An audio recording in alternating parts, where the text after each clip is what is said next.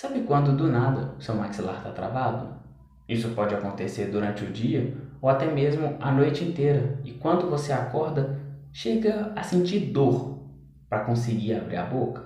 Existem vários fatores que podem ser a causa, e acredite, os mais comuns são ansiedade e estresse. O excesso do nervosismo e a ansiedade podem causar esse sintoma, o bruxismo. Felizmente, existe um tratamento para isso, e eu posso te ajudar. Pensando nessa, em outras situações parecidas, eu venho lhe oferecer uma sessão de avaliação gratuita.